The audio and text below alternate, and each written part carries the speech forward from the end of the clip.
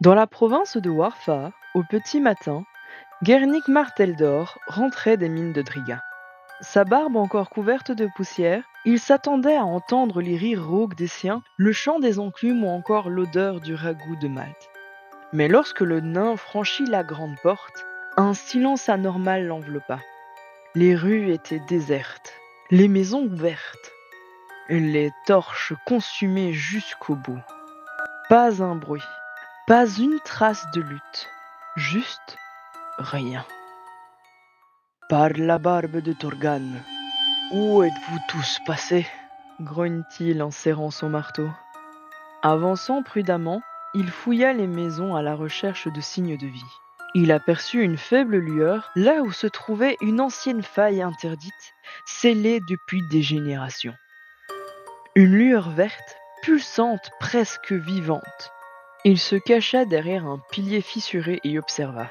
Un cercle de silhouettes encapuchonnées se tenait autour d'un obélisque runique qu'il ne reconnut pas. Elles murmuraient des incantations dans une langue sifflante.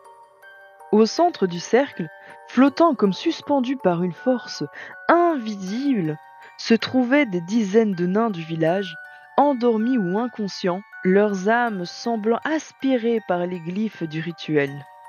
Le regard de Gernik retomba sur les silhouettes. Il se figea, reconnaissant les symboles sur les capes. Il connaissait même très bien ce symbole. Oh, l'ordre du voile pourpre, souffla Gernik horrifié. Une légende que tous croyaient éteinte. L'un des cultistes leva un bâton d'os noirci et une onde de magie se déploya. L'obélisque s'illumina davantage. Les runes se mirent à tournoyer comme si elles attendaient l'ouverture d'un portail. Gernik sentit la colère monter en lui. Son peuple, sa famille, ses terres. Il serra son marteau, inspira profondément et murmura « Vous avez choisi les mauvais villages ».